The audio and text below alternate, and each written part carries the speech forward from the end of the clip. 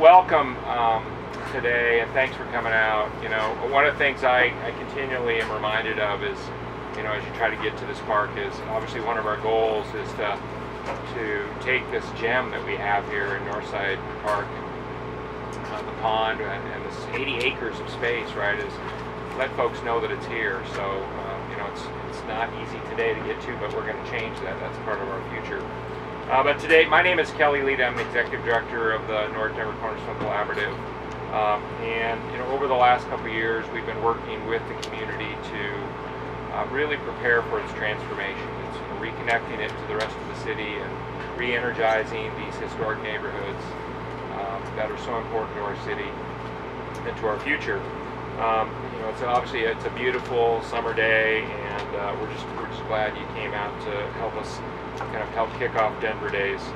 3 years ago, Mayor Hancock invited Denver residents to join him in celebrating the spirit of our great city, and a big part of that is about our neighborhoods. The mayor made a call to action that we all find a way to connect to our neighborhoods and our communities by doing community action projects like cleanup days or hosting social events like a block party and picnics. The purpose of Denver Days is to connect to one another and celebrate the pride we have as Denverites and as natives. If it wasn't aware, wearing my name. Today we kick off Denver Days in a unique way. Today's event here is about the importance of water. And certainly over the course of the last decade or so, if not longer, we've really rediscovered our roots and the importance of water. And you don't have to look very far, just to the south of us around the Central Platte Valley and other corridors of the Platte as you run through Denver, is where we've invested in the river, where we've cleaned the river, where we've really restored the river. Great things have happened for recreation and entertainment and just the enjoyment of the river itself. But we start really with a reminder of looking at the past and commemorating a historic event, Colorado's 1965 flood. We'll also look at the present, learning about what's happening in Denver today and how does it relate to drainage and water quality. And then obviously looking forward in the not too distant future, what Denver as a whole is doing to create a city that is prepared, and again, the importance of the river is part of that vision. Back in June, on June 16th, 1965, the rain started to fall. By midnight, the torrent crested at 25 feet above normal and was carrying 40 times the normal flow. In its wake, the course of the South Platte River from Littleton to the Colorado-Nebraska border was mud-encased, wreckage-strewn landscape of desolation. And in 1965, the flood of Colorado was described as a wall of water. So before I introduce our speaker, who will provide a look back and the impact of this flood, I'd like to start off by showing a short video. And I want to thank History Colorado and credit them for this video.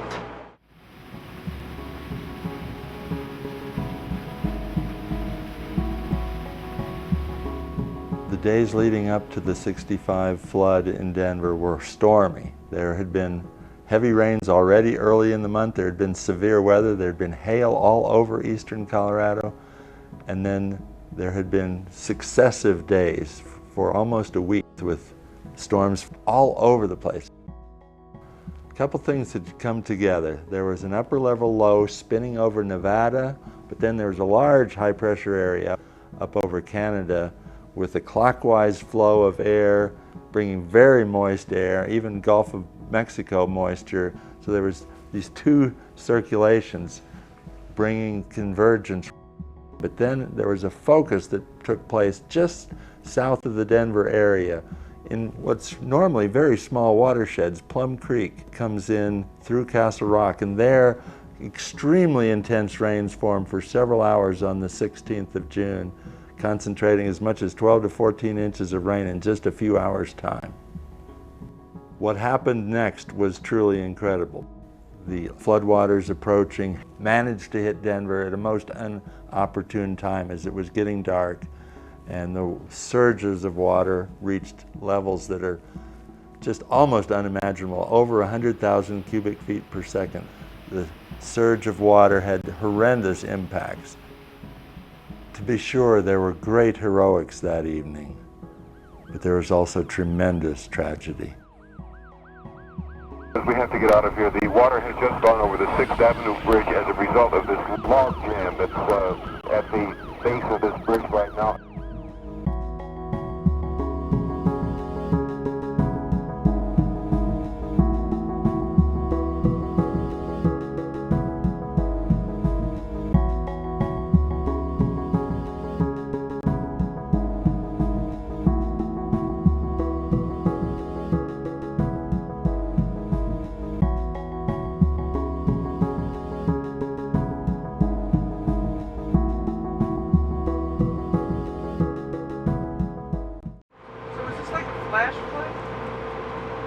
Yeah, I mean, just the sheer volume of water that fell and it all collected and went to where it was supposed to go, the river, but we just didn't have a way, obviously back then, to disperse that water. So it went where it wanted to go and obviously created the devastation. So today we gather here to pay tribute, and we're going to post this, post it and make it available, because I think it's a important reminder of, again, where we've been and the impact that both good and bad that the river can have, right? On our lives. So today we gathered here to pay tribute to the heroes throughout our state who jumped in and helped, from our first responders to neighbors. Everyone pitched in. Globeville area and Swansea were also affected, and today we remember those who were brave and survived, but also the fallen. So I'd like to ask for just a moment of silence in honor of them.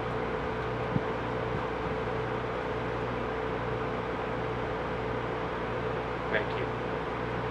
So now it's my pleasure to introduce Dr. William Conberry, the state historian and director of exhibits and interpretation for History Colorado, to share more on this historic event that changed Denver forever. Welcome. Thank you. Thank you. Thank you. I will be brief because historians can be not so brief.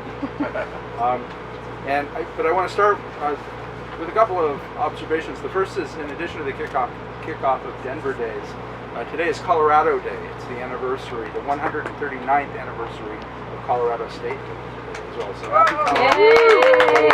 happy birthday! 139 doesn't look a day over 100, does it? No. So I'm going to make my remarks, and then I'm going back to the History Colorado Center, where we're having a big celebration, a birthday party with cake.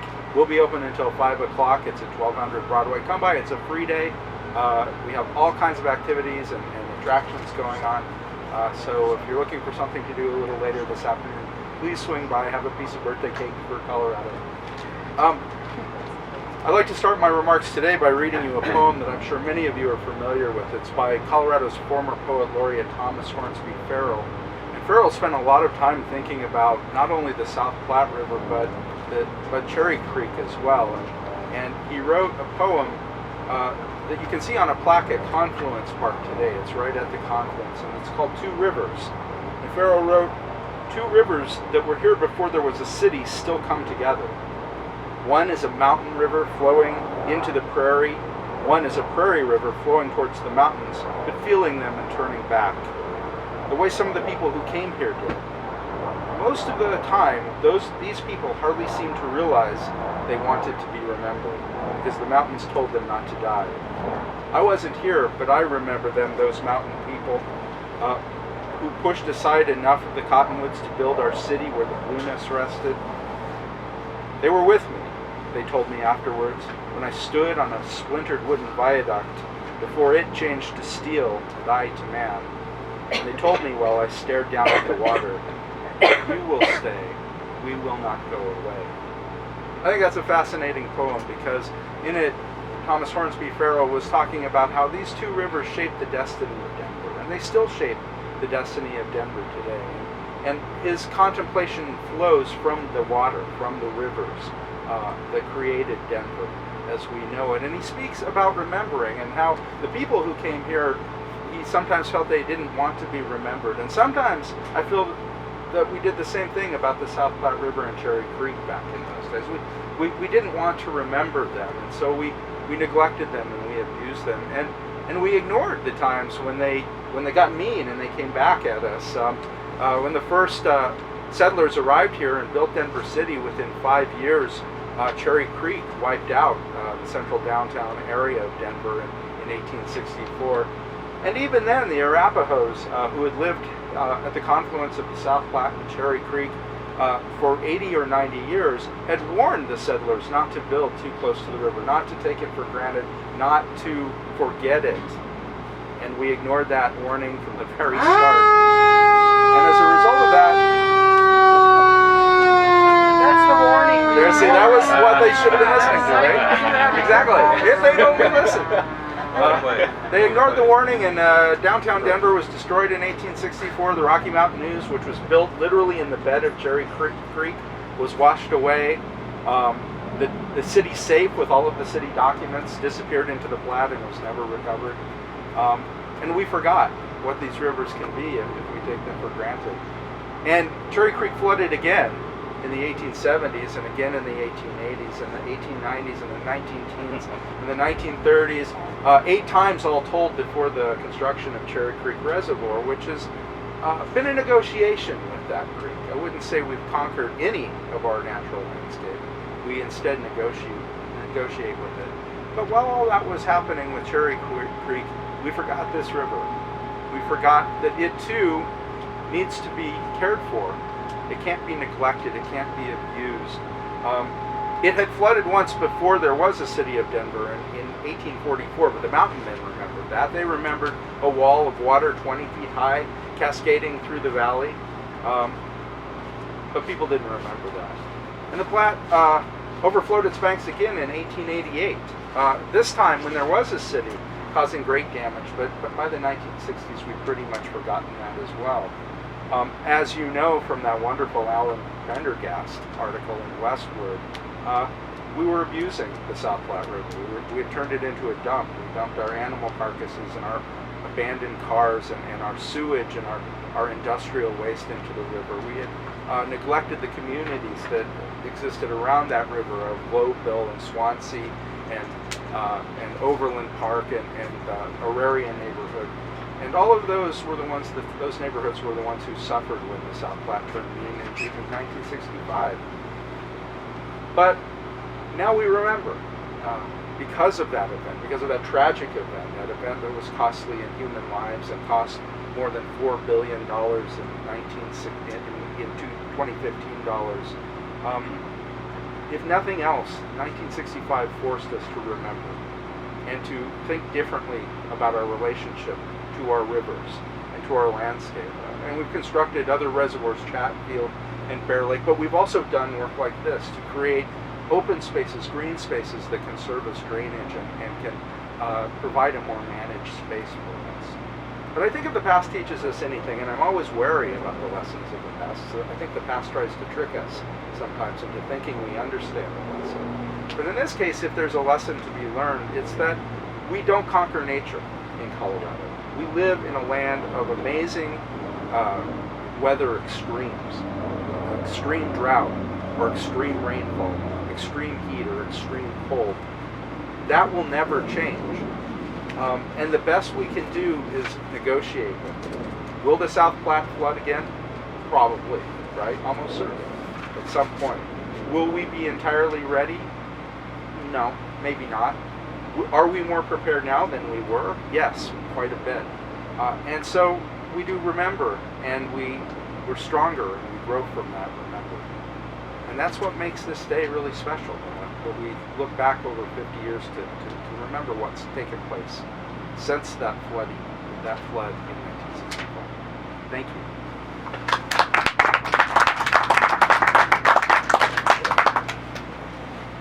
Thank you very much. June 16th, 19th. Hey, come on. Sorry. Thanks, Dr. Convery, for being here. Yeah. Come by the museum. Great.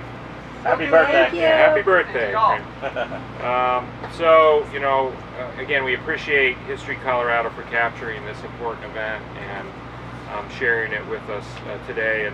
And although, again, the flood took place over 50 years ago, as was mentioned, we continue to learn from it. Denver and Colorado as a whole was rebuilt and has moved on, but it didn't happen overnight. A lot of work has been put in place over the last 50 years, and one organization in particular has played a really important role and been a leader in this effort, the Greenway Foundation.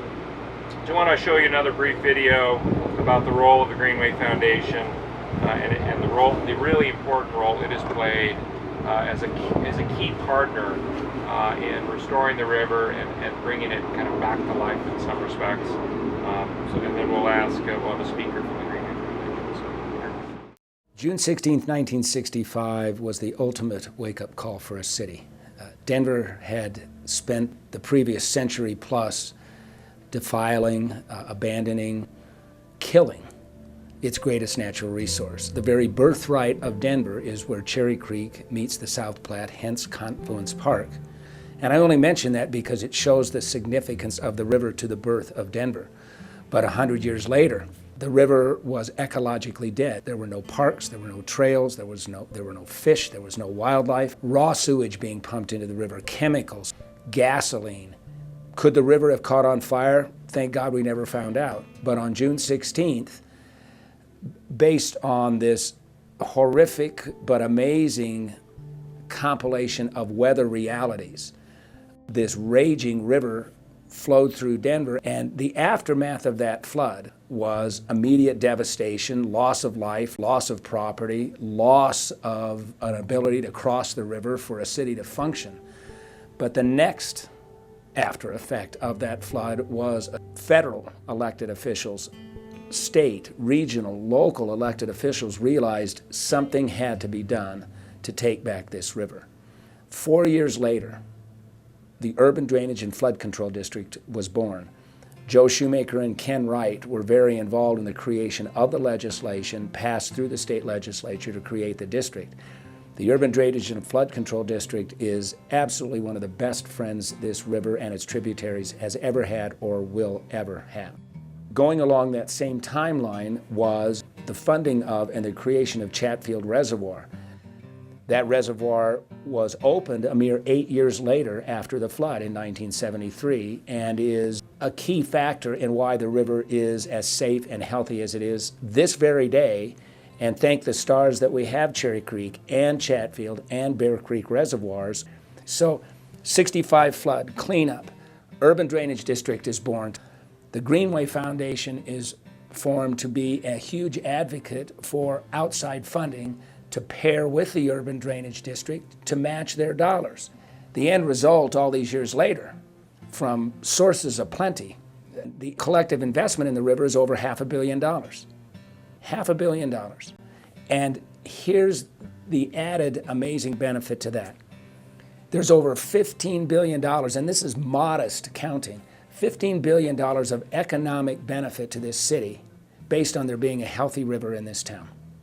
Whether you call it the immediate entertainment and sports facilities along the river, whether you call it the condos and the brownstones and the townhomes and the apartments, or the restaurants or the stores or the office buildings, one of the best opportunities to improve the economic vitality of any community anywhere is to maximize that community's investment in their waterways. People love to work and live and play and relax along a river. I don't care how big, I don't care how small. Look at any great city, it has a great river. Great, thanks. And I want to take a moment just to recognize another really important partner. Steve Matakowski from Urban Drainage is here with us today. Steve, thanks for all your work and your continued work to help us with our riverways. It's our pleasure. So now it's my great pleasure to introduce Autumn Bukestad, close enough, sorry, Engagement Director for the Greenway Foundation.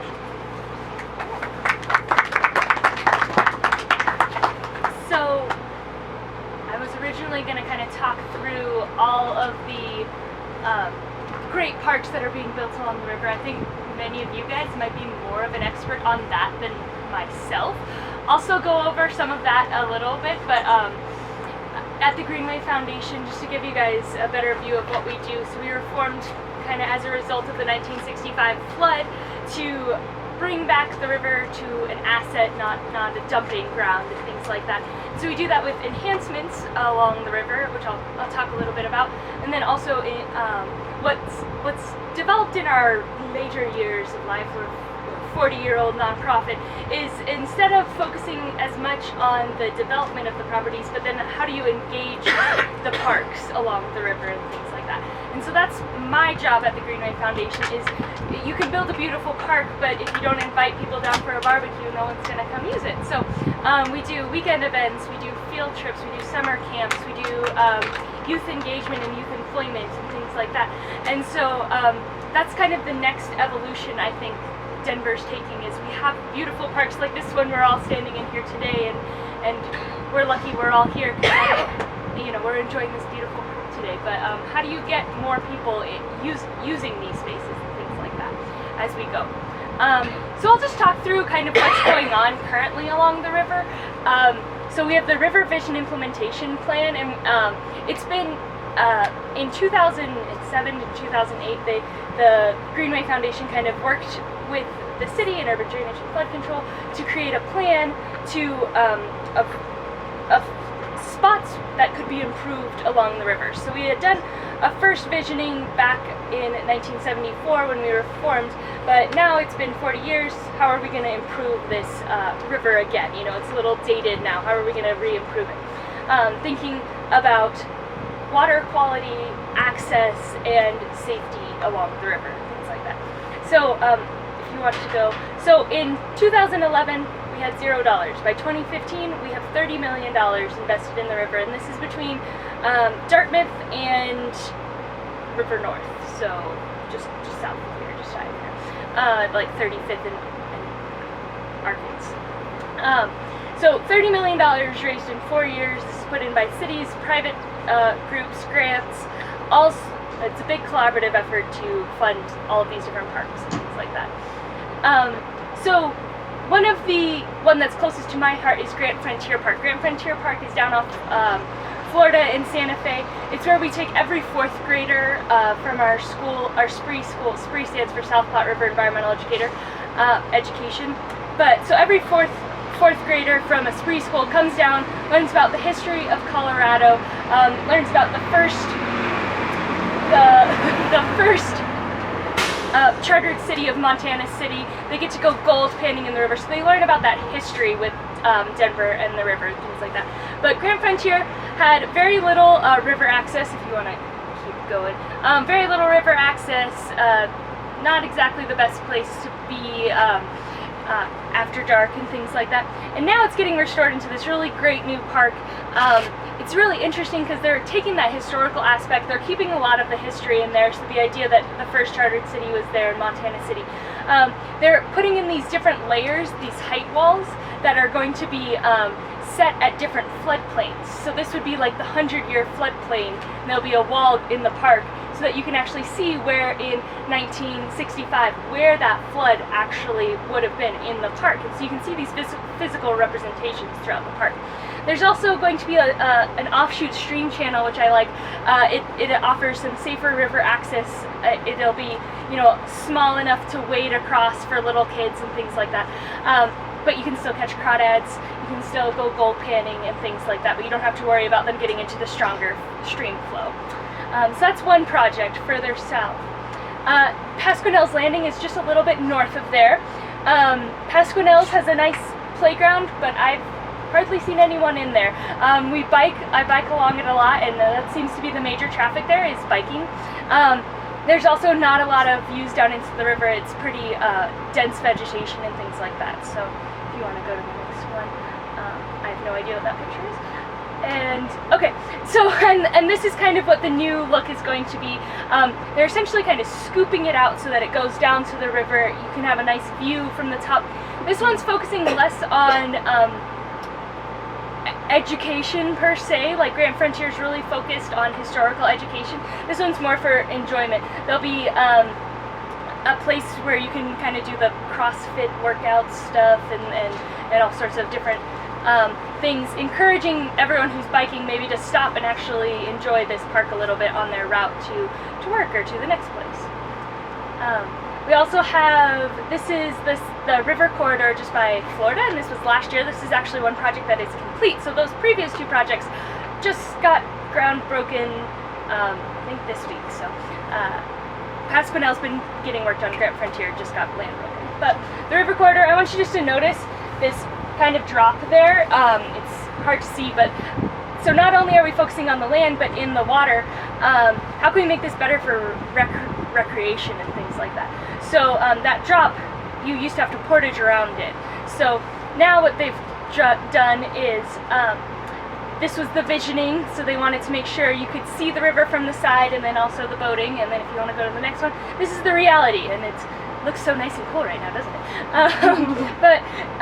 So they've sloped back the banks as much as they can. Much of the river actually has a sewage pipeline running along it, so you can't slope back the banks as much as you would like.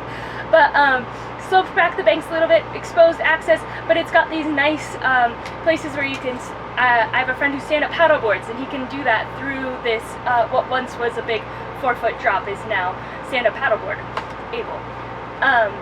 Yeah, and Johnson Habitat Park, this is super near and dear to my heart as well. This is where Spree headquarters lives. We rent a building from the city, and we host our summer camps. We have field trips. We do ECE field trips down there. And before, it's hard to see, river access was kind of horrible. We used to actually tie a rope to a picnic table and have the kids lower themselves down into the water and things like that. So that was a, unsafe river access. The field, it was just a big field of what we'd like to call native, but it was mostly goat heads and things like that. It just wasn't a pleasant place to be. Hardly anyone ever used that park, except for, once again, as a biker going through. So now, if you want to go, so that's our little building there, and now it was really awesome. We got to work with the design firm and things like that, and tell them our wishes and our dreams for this park. And now it's one of the leading environmental education parks in my view in the nation. They have a lot of different sections. It's hard to see here, but improved river access and things like that. If you want to go to the next one, there's a couple pictures. So we have these big flower plazas with native plants, and there's 3 different native plants that are represented in both these giant forms. They're imprinted on the sidewalk, they're planted, so you can see these many layers of education throughout. That star shape is actually a story about, well, if you break a cottonwood branch open, there's a star in the center of it. And there's a Native American, Cheyenne and Arapaho story that tells how these stars got into the night sky by traveling up the roots of the cottonwood tree and shooting up into the sky. And so that story is represented both on the ground, and there's also a sign that tells that story.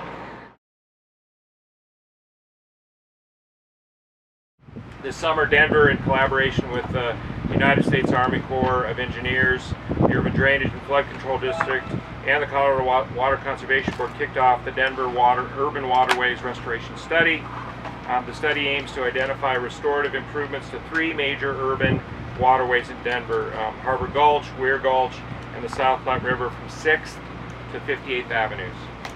For the South Platte River, the goal will be to identify and prepare concept-level designs to restore habitat in the ecosystem while also reducing the flood risk, improving river access, recreational enhancements, improving water quality for the river. This is not an opportunity that happens all the time.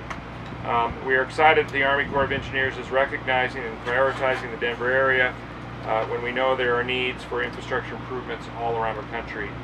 Another project, the state of Colorado's plans to reconstruct I-70 is presenting the city with an opportunity to make infrastructure improvements that could reduce flood risks to our residents. CDOT is required to provide a 100-year storm event protection for its lowering of I-70, and the system would offer Denver residents a reduction in flood risk during a 100-year storm event north of I-70.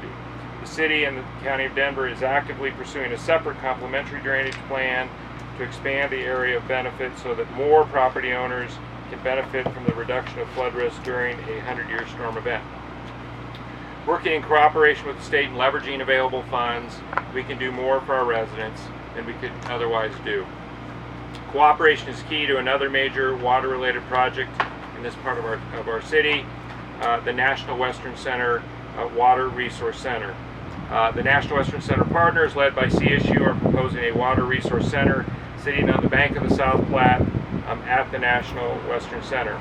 Some of the ideas for the center include outdoor education learning center, creation of innovative hub for water technologies, and obviously the importance of water as it relates to agriculture. Also part of the National Western Center Master Plan, we include making approximately 1 mile of river accessible to the community by consolidating the rail and turning it into an amenity that everyone can enjoy. And we're going to need everybody's help as we work through that consolidation of that rail. Last but not least, the city is taking the next step to continue carrying out our vision created by the River Vision Implementation Plan. This plan laid out the vision for creating a variety of amenities or jewels along the river to help activate the river and make it healthy again. I'm happy to announce that the NDCC and Parks are partnering on outreach in the Globeville area Swansea community to gather information for the master planning of the open space north of North Denver. The plan includes Northside Park, Heron Pond, Heller property, 52nd and Emerson, and the South Platte from 58th to I-70. The 6-month outreach process will engage the community and stakeholders to help with the development of the RFP for the master plan that will happen in 2016. And today we have Scott Gilmore here, our Acting Director of Parks and Rec, who has been an active participant and leader in this effort, and we're excited to partner with Parks to make this planning effort a reality. It will really set the stage for, in collaboration with the National Western Center project, to really spark and catalyze this region of our city. Obviously, water is critically important and necessary. The city's committed to mitigating and doing what it can to diminish the issues we've been detailing with you for centuries around water. These plans take time, but we also are aware that there is a level of urgency to get these plans moving. There's been no shortage of planning, and now it's time to act. The NDCC will continue to advocate for your priorities, and we can't thank you enough for your being here with us. I especially want to thank Dave Oleski, longtime Global resident AE, for being here. You guys have been champions for this part of the city for a very long time, and your help and support and leadership are going to be critically important as we go ahead. The Greenway Foundation's continued investment and partnership is critical, and urban drainage as well. Obviously you're free to hang around and enjoy some of the activities, but we also know and recognize folks have a busy Saturday. With that, I want to thank folks for coming out today.